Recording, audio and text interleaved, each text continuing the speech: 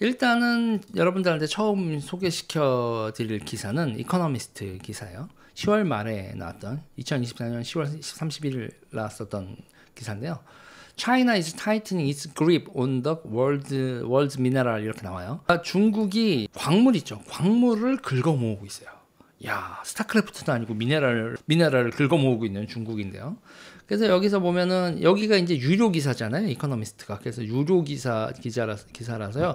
딱 저는 구독을 해서 다 볼 수 있지만 딱 잘리는 게 여기까지만 보여주고 그 다음엔 내용이 안 보이거든요. 그래서 요런 그래프가 나오는데 요거 그래프랑 약간 수치가 다르긴 한데요.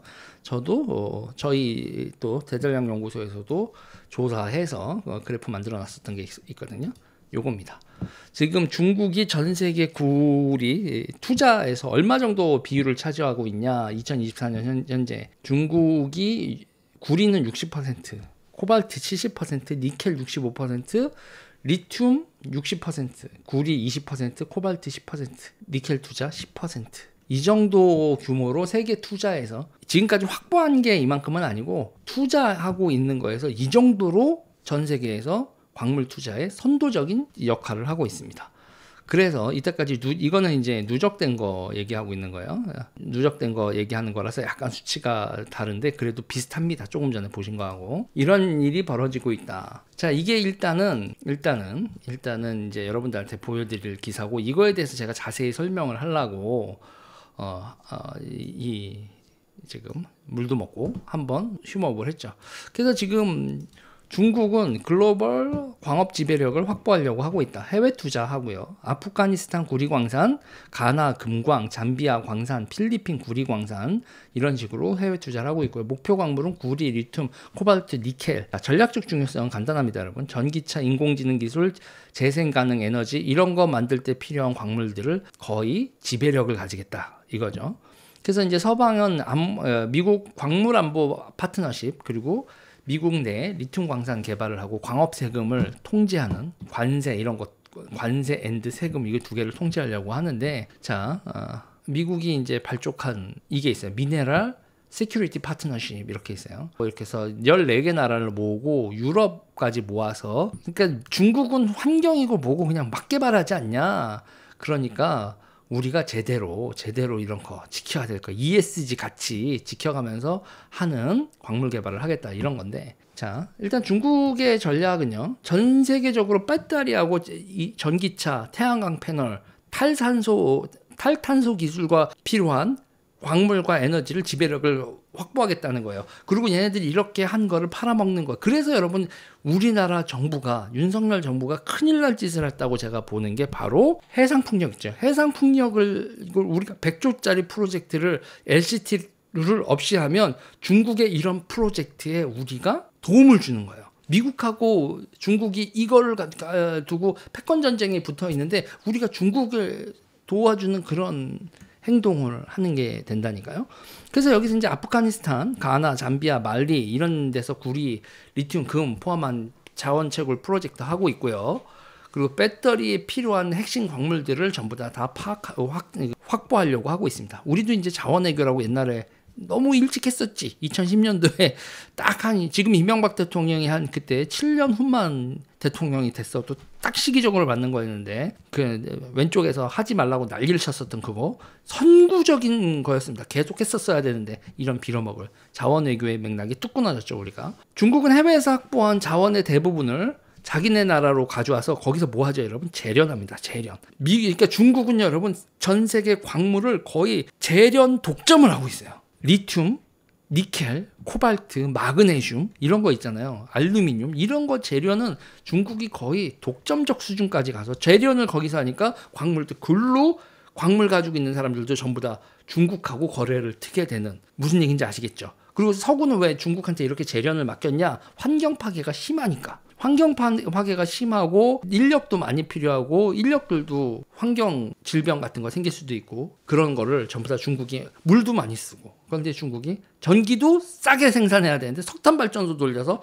재련을 한 거죠. 그래서 하고 중국 니네가 재련해 했더니 전 세계 광산이 전부 다 중국하고 거래를 하게 되면서 중국이 전 세계 광물 시장에 주도권을 행사하는 나라가 된 겁니다. 이야, 그러고 나서 이제 서방 국가들이 친환경 재련을 하겠다고 난리를 치고, 그래서 우리나라 오송 산업단지 있죠. 이쪽에서 친환경 재련한다고 주목받고 있고, 호주에서도 우리나라 오송에 있는 재련 기업들하고 계약을 맺는 이런 사태가 아니라 그런 경사스러운 일이 벌어지기도 하는 거고요. 결국은 친환경 ESG 재련 이런 식으로 되는 건 중국 재련을 제품 쓰지 마라. 중국같이 환경 더럽히면서, 그래서 좋아했었으면서 중국같이 저렇게 노동자 착취하고 환경 어디 더럽히고 보조금 주고 이런 광물은 쓰지 마라. 그렇게 만들어서 쓰는 제품들이 확보한 경쟁력, 태양광, 풍력, 전기차, 배터리에서 확보한 중국의 그런 경쟁력은 우리가 받아들일 수 없고 거부하자. 이게 지금 미국, 특히 트럼프가 등장하니까 이게 정말 세질 겁니다. 서방 국가들, 특히 미국이 필수 광물에 대한 중국 의존성 동화가 높아가는 상황에 대해서 지금 우려하고 있고, 미국은 필요한 광물의 절반 이상을 현재 수입에 의존하고 있는데, 그리고 중국이 당연히 주요 공급국이죠. 여기는 관세도 못 때리고 있었거든요. 그런데 이런 상태에서 조금 전에 얘기했죠. 미국이 정신 차리고 만든 게 미네랄스 시큐리티 파트너십 이렇게 만들었다. 그래서 네바다 사막지대 있잖아요. 거기도 리튬 광산이 있다는 거죠. 네바다에서 리튬 광산하는 거 환경 규제다 뭐다 뭐 이렇게 되는데, 야 그런 거 다 풀어. 그리고 세액 공제도 해줘. 세액 공제도 해주고, 국내 산업이, 이 광물 산업이 일어나는 과정에서 중국 물건들 들어오는 거 관세도 때려서 가격 경쟁력도 확보해. 뭐 이런 식으로 가고 있는 겁니다. 보호무역의 끝판왕이죠. 자, 그러니까 지금 이 상태에서 어떤 사태가 벌어지냐. 근데 이게 이렇게 여러분 여기까지 보면 되게 평화로운 얘기입니다. 왜 평화로운 얘기냐? 이거를 보면 살벌해져요. 현재 바그너 그룹이죠. 바그너 그룹이 아프리카에서 여기 확보한 거 보실래요?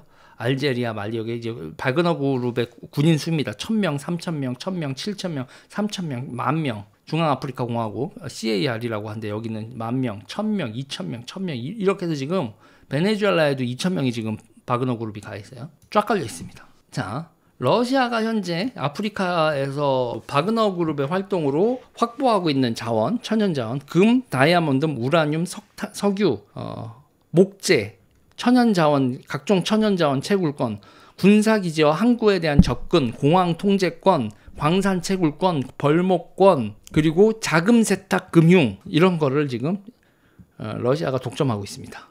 저 영역, 바그너 그룹이 확대하는 저 영역에서요. 이야. 그리고 저 바그너 그룹이 활동하는 저 이익, 이런 데에서의 이익을 누구랑 공유하느냐? 네. 누구랑 공유하고 있겠어요, 여러분? 중국하고 공유를 하고 있죠. 그래서 무기도 판매하고 있고요. 군사훈련 및 정보 공유 이런 것도 다 합니다. 현지 용병까지 고용을 하고 있고요. 조금 전에.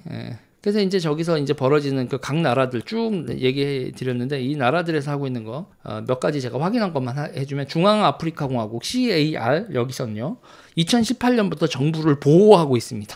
그리고 금과 다이아몬드 광산에 대한 접근 권한 그거를 소련이 그러니까 러시아가 가지고 있는 거죠. 말리에서는 1000명의 바그너 용병이 파견되어 있는데, 거기서도 그 돈은 뭐로 받느냐? 광산 개발권으로 그 바그너 용병이 비용을 받고 있습니다. 리비아에서는요 1200명이 동부 지역 군벌 수장인 칼리프 하프타르를 지원하고 있다고 합니다. 거기서도 자원에 대한, 그리고 돈 세탁, 그 리비아에 있었던 그 검은 돈들 그런 거에 대한 돈 세탁 금융을 전부 다 바그너 그룹이 한다고 합니다. 수단 같은 경우에 2019년 쿠데타를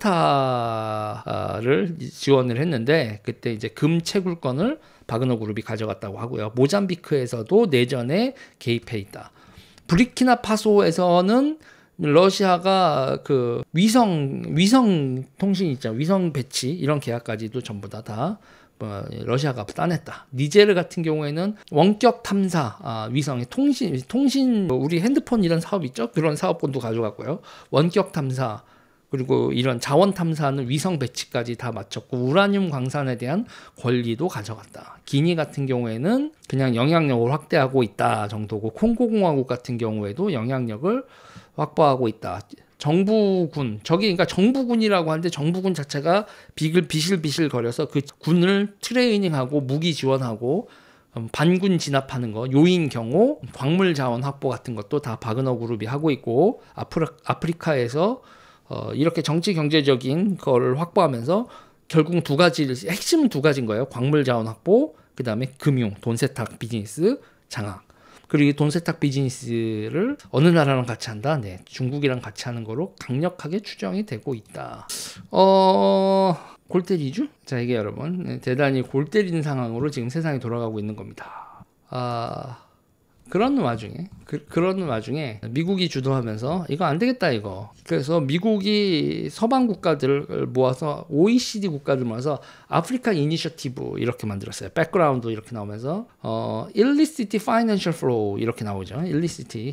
illicit는 불법 자금 흐름, 아프리카 국가들에서의 불법적인 자금 흐름 상황에서 recognize potential tax 세금도 너무 불투명하고 이런 상태에서 개발을 위한 정보를 공유하고 뭐 리소스를 확보하는데 이런데 뭐 이런 역할을 하겠다. 그래서 아프리카 멤버들이 여기 가입을 한다. 그래서 가입한 나라들이 이렇게 나와요. 이렇게 쪼르륵 나온 다음에 그 다음에 중요한 거는 이거를 기부자 앤드 파트너스 서포터들 이렇게 나옵니다. 유러피안 유니언, 프랑스, 저머니, 아일랜드 이렇게 쭉 나오죠. 자, 유럽 쪽에서도 아프리카에 대해서 더 이상 이렇게 돌아가는 꼬라지를 볼 수 없다. 그게 아프리카 이니셔티브고요. 미국은요, 어떤 거? 미국은 좀 더 아프리카뿐만 아니라 좀 더 포괄적으로 광물 자원에 대한 파트너십 이렇게 얘기를 하고 있습니다. 이 파트너십 가입 국가에 우리나라도 들어가 있습니다. 뭐 그런 거죠. 세상이 다 그런 거 아니겠습니까? 여기서 보면 이 미국의 이 파트너십에는 코리아, 리퍼블릭 오브 코리아 들어가 있습니다. 미네랄이 이렇게 들어가 있고요.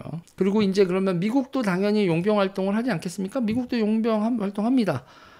그리고 이 미국이 용병 활동하기 전에 아프리카는 원래 여러분 누구의 나와바리였냐? 프랑스의 나와바리였습니다. 프랑스의 나와바리였는데 현재 프랑스는요 다 밀려났고요. 다 밀려났는데 여기서 보면 아프리카 지도를 한번 봐야 돼요. 여기 아프리카 지도를 보면 여기서 보면 여러분 여기 포인트가 말리 있죠. 말리 밑에 이제 부르키나 파소 여기 이름도 어려워요. 부르키나 파소, 니제르 이렇게가 이제 말리, 부르키나 파소, 니제르가 이제 프랑스 영역인데 거기서 지금 다 철수 요구를 받고 있습니다. 철수 요구 딱 보시면 아시겠죠? 누가 철수 요구를 하겠어요? 바그너 그룹한테 저기서 맞아.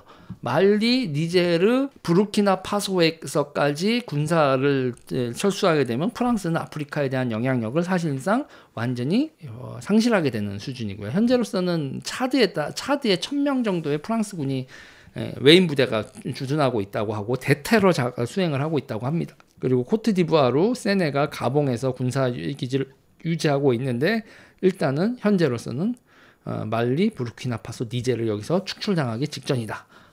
그리고 여기서 이제 이제 인지전이라고 하는데 소셜 미디어, 아프리카 소셜 미디어를 통해서 프랑스 개새끼 이런 게 엄청나게 퍼져 있다고 그래요. 프랑스가 식민 활동을 해서 우리가 욕모양 욕골이잖아. 프랑스하고 영국 두 나라가 아프리카를 다 잡아먹었던 우리가 횡단 정책 그리고 이렇게 종단 정책 그리고 뭐 이런 거 배웠었지 않습니까? 자, 그래서 이제 반프랑스 정서가 확대되는 인지전을 했는데 그 반프랑스 정서를 해서 그러면 제가 궁금한 건요. 프랑스가 물러나고 바그너 그룹이 들어오는 게 아프리카 사람들한테 좋은가? 그래서 바그너 그룹들 러시아 용병단들이 그리고 지금 프랑스의 공백을 메우고 영향력을 확대하고 있다. 프랑스는 지금 한 1000명, 2000명 정도로 개입을 하고 있었는데 바그너 그룹은 현재 확인되는 것만 한 5만 명 정도에다가 최대 20만 명 정도의 군인들이 아프리카 정치에 개입하고 있는 게 러시아의 바그너 그룹이다. 그래서 이제 프랑스는 어떡하지? 이러고 있고 어떡하고 이러고 있는 상태에서 서구 국가들 OECD, 아프리카 이니셔티브 그리고 미국의 미네랄 이니셔티브 이런 쪽으로 하고 있다. 그러면서 이제 저쪽에서 강조하는 것 중에 하나가 그놈의 ESG를 위반한 광물 개발은 반칙이야 이러고 있는데 지금 미국의 또 민간 군사 기업 있잖아요. 미국의 민간 군사 기업이 PMC, Private Military Company 뭐 이렇게 얘기를 하는 거죠. 거기가 이제 민간 군사 기업도 아프리카 활동에 대해서 들어가는데 어디로 들어갔느냐 일단 CAR 중앙아프리카 공화국 있잖아요. 그래서 중앙아프리카 공화국에 미국이 들어가니까 어떤 일이 벌어지냐. 여기 여러분 딴 데는 1000, 3000, 7000 뭐 이렇게 되고 있다. 여기 아래서 만이죠, 만. 네. 미국이 들어가니까 그렇습니다. 미국 민간 군사 기업이 CIR에 들어가자마자 러시아에서는 엄청나게 긴장을 하면서 저기는 10,000명까지, 저희가 이건이 큰 게 아니거든요. 저기까지 10,000명까지 저러고 들어가고 있죠. CAR 저기서 뚫리면 콩고까지 들어가고, 그러면 코발트, 망간, 니켈 이런 거 2차 전지와 관련된 핵심 자원들을 확보할 수 있다. 그래서 이제 라이베리아라고 우리가 하는데, 거기 수단, 소말리아 등에서 훈련 및 군수 지원을 하고 있다. 그래서 구 블랙워터에서 이제 이름 바꾼 회사들, MPRI, CACI 인터내셔널, 아카데미 이런 데들이 구 블랙워터에서 갈라진 회사들이 지금 활동을 하고 있다, 이렇게 얘기를 하고 있어요. 그러니까 지금 여러분 그 바그너 그룹하고 미국 PMC하고 아프리카에서는 자원 쟁탈전을 이미 하고 있는 상황입니다. 살벌하죠. 이런 게 이제 지금 세계가 돌아가고 있는 꼬라지예요, 여러분. 조금 제가 여기서 이제 지도를 다시 한번 보면 니제르 보이시죠, 여러분? 니제르하고 부르키나파소 보이시죠? 여기 두 개에서 지금 요 두 개에서도 프랑스를, 말리, 니제르, 부르키나파소 이 세 군데에서 프랑스를 밀어내려고 하고 있다, 러시아가. 그리고 프랑스는 여기서 마저 밀리면 우리 개털인데. 자, 지금 이게 미국하고 중국, 러시아가 개입된 세계 광물 전쟁의 현황이고, 트럼프가 들어온다면 이 바닥을 자체로 다 뒤집어 엎어 버리겠다. 이게 또 하나의 관전 포인트다. 그럼 우리나라는 어떻게 해야 되느냐? 우리나라는 뭐 잘해야죠. 우리나라 지금 현재 상황이 어느 정도냐, 여러분. 2차 전지에서 우리가 중국한테 후달리고 있죠. 엄청나게 밀리고 있고요. 그리고 이제 광물 안보 파트너십에도 우리도 이제 적극적으로 들어가려고 하고 있고, 그런 상황입니다. 중국의 지배력 속에서, 그래서 여러분 여기서 보면 더 재밌는 게 있어요. 우리는 그러면은 이 광물을 어디서 구할까요? 2차 전지 만들 때. 2차 전지 만들 때 우리가 중국에서 광물을 가져오거든요. 중국에서 가져온 광물은 ESG 지키지 않았다, 이렇게 되잖아요. 그래서 우리나라에서 어떤 일이 벌어지느냐. 원조 배터리 1위 파나소닉 미 새 공장에 5조 원 투자, 뭐 이렇게 나오죠. 자, 파나소닉은 미국에다 공장을 세웠어요. 그러니까 어떤 일이 벌어지느냐. 테슬라 있죠. 테슬라가 자동차 만들 때 배터리가 들어가는 게 패나소닉 배터리 들어가고요.